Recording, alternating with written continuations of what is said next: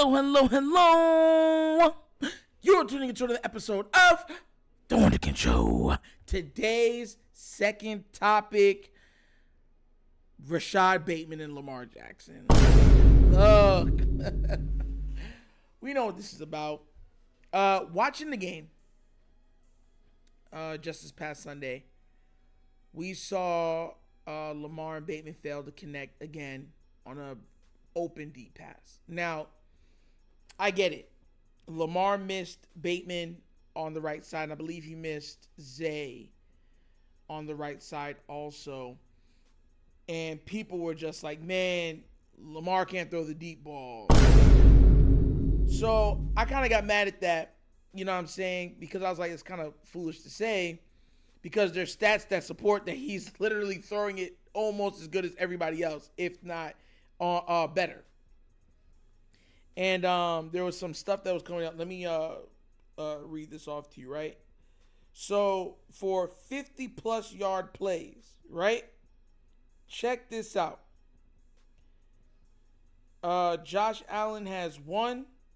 Jalen Hurts has 3. Sam Howell has 1. Justin Herbert has 2. Lamar Jackson has 2. Yes. Dak Prescott got 1. Patrick Mahomes got 2. 40-yard plays. Josh Allen got 5.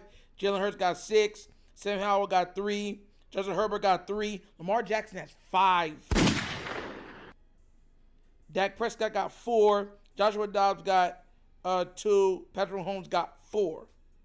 30-yard plays, right? Josh Allen got 11. Jalen Hurts got 13. Sam Howell got 14. Justin Herbert got 9. Lamar Jackson once again got 11. Patrick Mahomes got 13. Dak Prescott got 12. Like, he is actually doing it at the level of all the other QBs. That's the crazy part, right? Because if Lamar starts to hit those at even and higher rate, these are not going to be close games. These are going to be absolute blowouts. And the reason why I brought up Rashod Bateman is because I believe Rashod Bateman is 100% back now. I was watching tape, and he was so fluid in his movements. When somebody's injured and they got to use the herky jerk to get open, you know what I mean? Because a lot of times what receivers have to do is their gather speed that really separates them, right? It's not straight line speed. It's the being able to switch direction or accelerate and deaccelerate and to accelerate again. That's what separates a lot of the great receivers. A lot of burners have trouble doing that. If it's just running full speed and increasing their speed going further, that's cool. But being able to, no, they have trouble with it. Some of the best wide receivers ever run 4.5s, 4.6s. Some of the best. You know where I'm coming from? So I say all that to say this. I think the Ravens hit on multiple deep shots versus the Bengals. I think it becomes a point of emphasis moving forward. One thing that we've seen thus far is that wherever there is a weakness, they try to highlight it and get game time situations to rectify it. The only thing that I would have problems with is the lack of usage for Keaton Mitchell. But there's a lack of usage for Rashod Bateman also.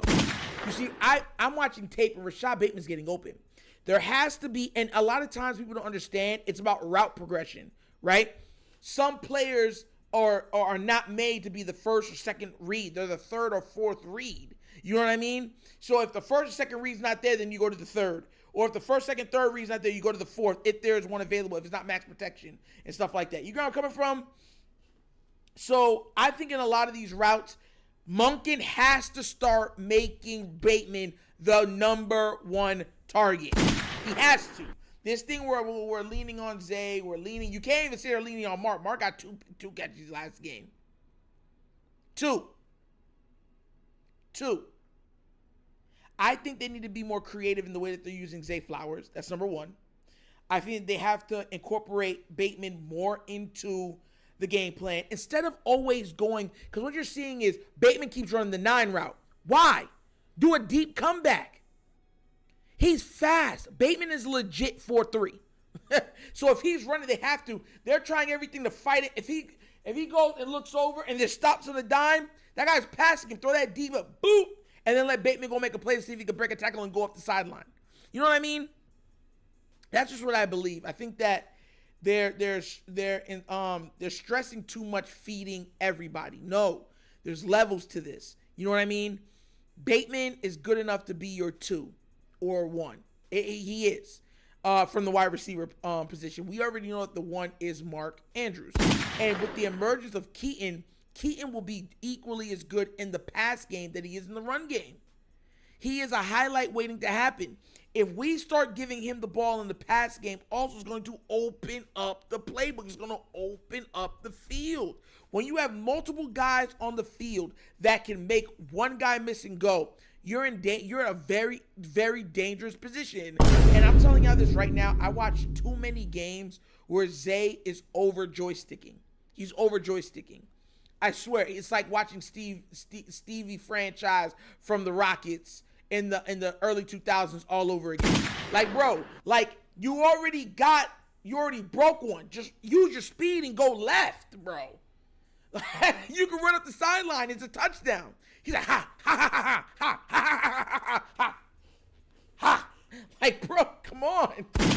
Like, nah, bro. Like, and I know I'm not the only one that noticed it. If you watch enough tape, there's times where he could break and go, and he's not.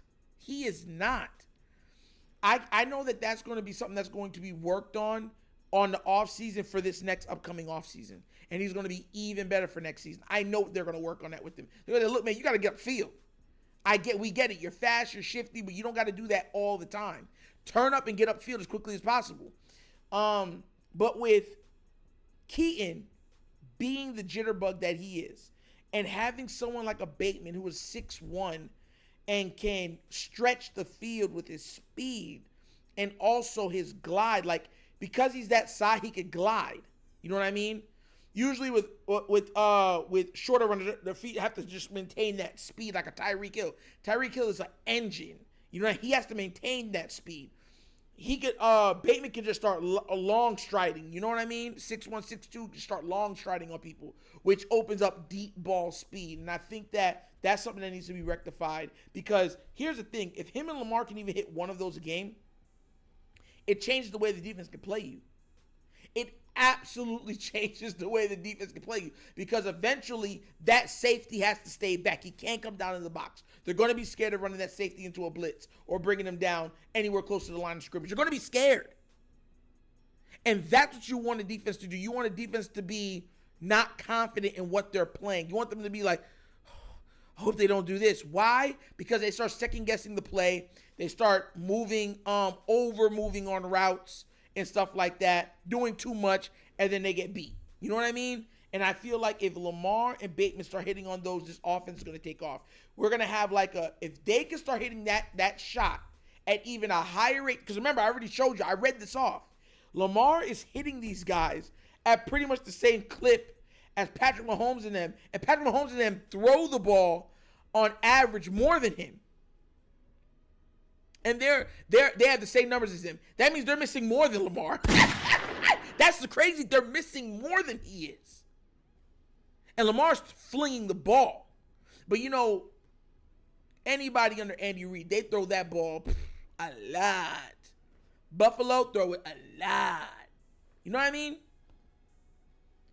So it is what it is. You know what I mean? I'm not too worried about that. I would like it to get better simply because, not because I feel like Lamar's not doing a good job, but what I feel like is that it's a place where there could be added improvement, because he's not the best. If you're not the best at something, there's always room for improvement. And if Lamar starts hitting those at an even better clip than he is now, then the Ravens are unstoppable. I don't see how you guard that team, because if that safety has to start guarding super deep, or you start putting two safeties out there, Lamar is going to absolutely eat you alive with his legs. You know what I mean? And if he doesn't want to, then Zay can eat you up. Mark Andrews can eat you up, and we haven't even mentioned Mitchell. So that's my thought process on it. I think they're going to get better. I think they're going to get worked about it. But what do you guys think? Do you agree with me that the Ravens can take another step forward, and if they do take that step forward, then they'll truly max out and reach their true potential? on the offensive side of the ball? Let me know down in the comment sections, please, because I truly do believe if Lamar can even hit one more deep shot a game, the whole offense changes. Whole offense. But let me know down in the comment section, please, all right? And that's an episode of The Wonder Kid Show. Thank you for watching. Y'all know how we get down. We have fun and we laugh, but everything we talk about rooted in what? Facts and truth. Please do remember, like, subscribe, hit the notification bell, leave a comment. You know, I love the comments. And before I go even an inch further, I got to give a shout out, right, to 3 people, please, all right? First off, I'm going to give a big shout out to King Dipper for another $5 donation.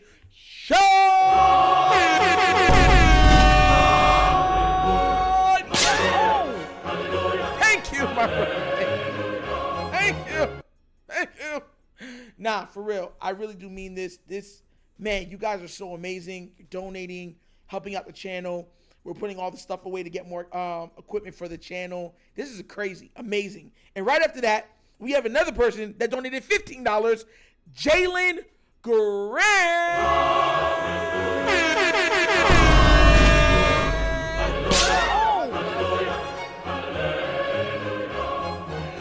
Woo! $15 donation. Look, man, that's crazy. Listen, $15? Nowadays, that's about a third. What is that? A third a tank of gas. That is not. Listen, bro, that's big. Like, I ain't playing with that. And last but certainly not least, Peter Sweet Jr., right, with a $25 donation. You guys is making this special for me, man.